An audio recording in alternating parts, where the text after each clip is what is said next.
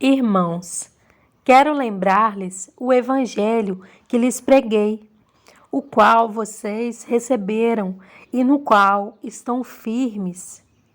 Por meio deste evangelho, vocês são salvos, desde que se apeguem firmemente à palavra que lhes preguei. Caso contrário, vocês têm crido em vão, pois o que primeiramente lhes transmiti foi o que recebi, que Cristo morreu pelos nossos pecados, segundo as Escrituras. Foi sepultado e ressuscitou ao terceiro dia, segundo as Escrituras. E apareceu a Pedro e depois aos 12.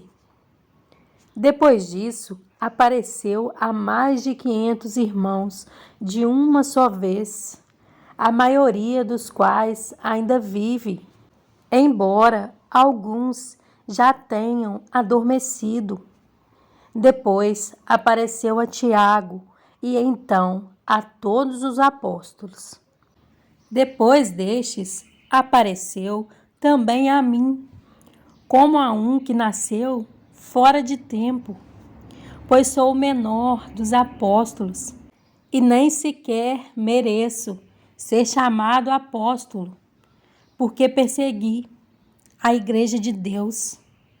Mas, pela graça de Deus, sou o que sou.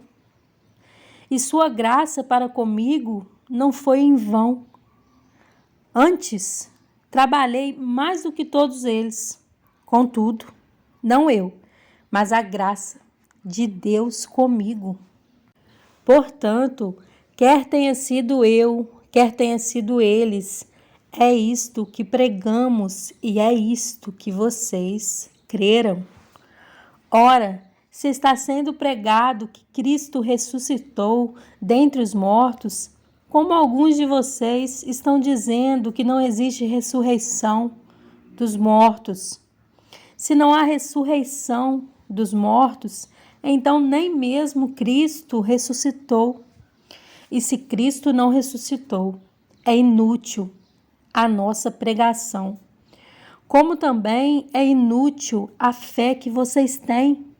Mais que isso, seremos considerados falsas testemunhas de Deus, pois contra ele testemunhamos que ressuscitou a Cristo dentre os mortos.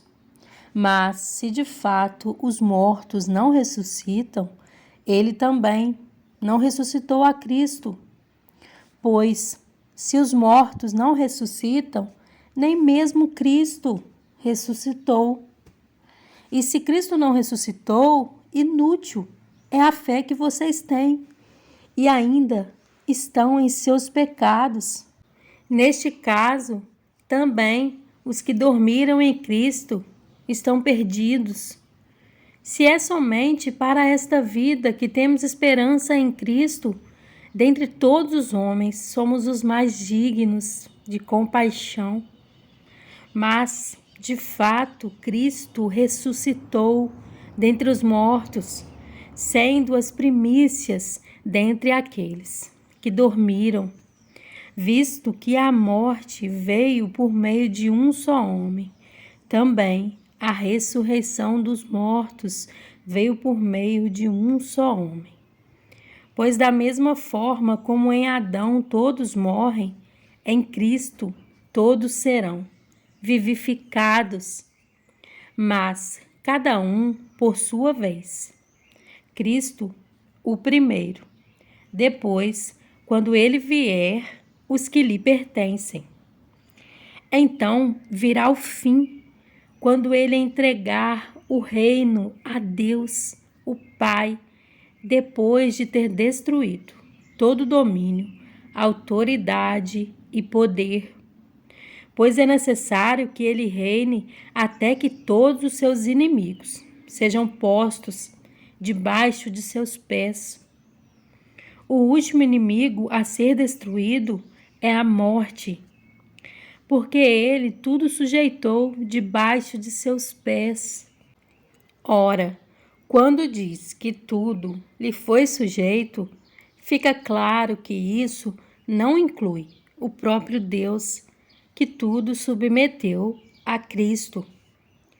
Quando, porém, tudo lhe estiver sujeito, então o próprio Filho se sujeitará àquele que todas as coisas lhe sujeitou, a fim de que Deus seja tudo em todos.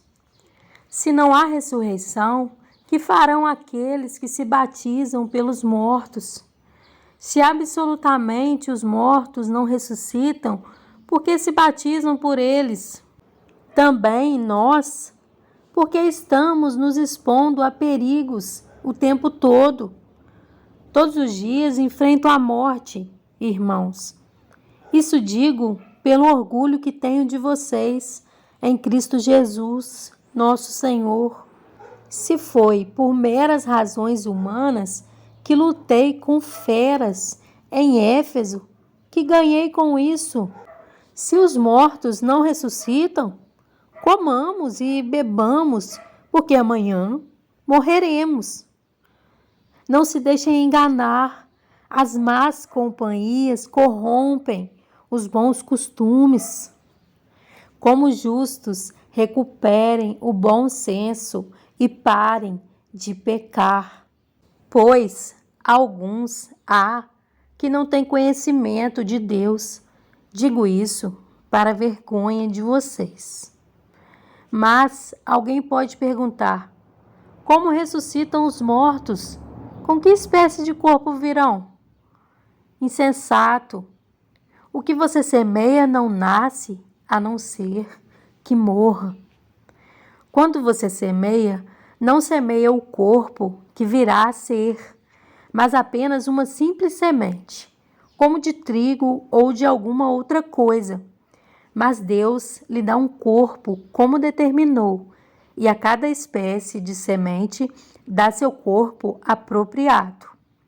Nem toda carne é a mesma.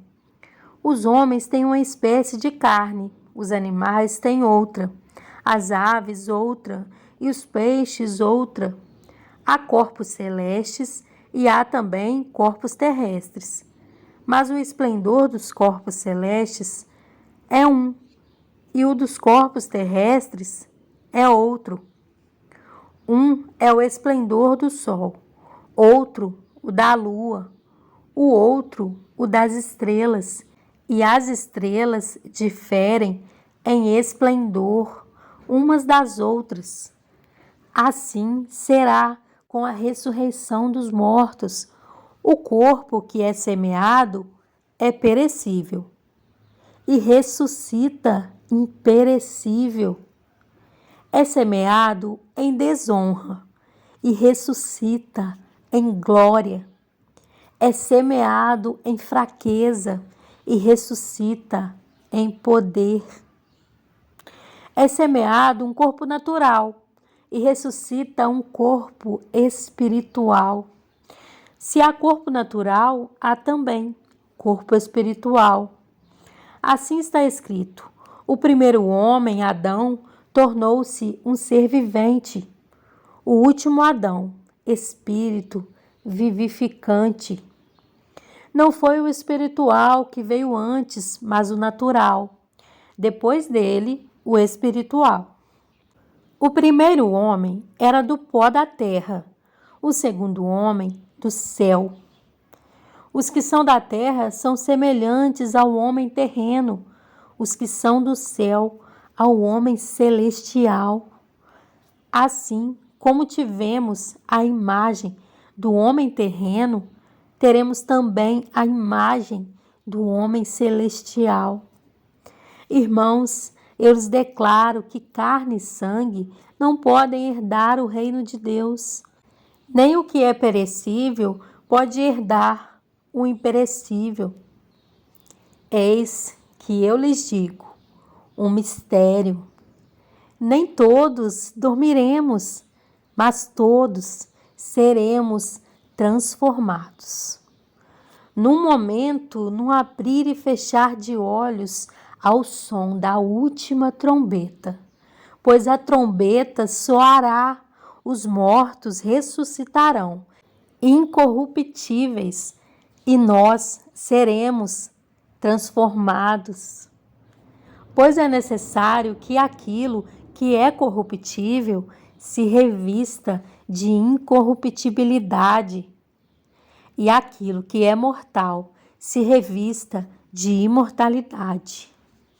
Quando, porém, o que é corruptível se revestir de incorruptibilidade e o que é mortal de imortalidade, então se cumprirá a palavra que está escrita: a morte foi destruída pela vitória. Onde está, ó morte, a sua vitória? Onde está, ó morte, o seu aguilhão? O aguilhão da morte é o pecado, e a força do pecado é a lei. Mas graças a Deus que nos dá a vitória por meio de nosso Senhor Jesus Cristo. Portanto, meus amados irmãos, mantenham-se firmes e que nada os abale. Sejam sempre dedicados à obra do Senhor, pois vocês sabem que no Senhor o trabalho de vocês não será inútil. Em João 14, 21 a 26, diz: quem tem os meus mandamentos e me obedece, esse é o que me ama. Aquele que me ama será amado por meu Pai, e eu também o amarei e me revelarei a ele. Disse então Judas, não Iscariotes: Senhor, mas por que te revelarás a nós e não ao mundo? Respondeu Jesus: se alguém me ama, guardará a minha palavra. Meu Pai o amará. Nós viveremos a ele e faremos nele morada. Aquele que não me ama não guarda as minhas palavras. Estas palavras que vocês estão ouvindo não são minhas, são de meu Pai que me enviou. Tudo isso lhes tenho dito, enquanto ainda estou com vocês. Mas o Conselheiro, o Espírito Santo, que o Pai enviará em meu nome, lhes ensinará todas as coisas e lhes fará lembrar tudo o que eu lhes disse.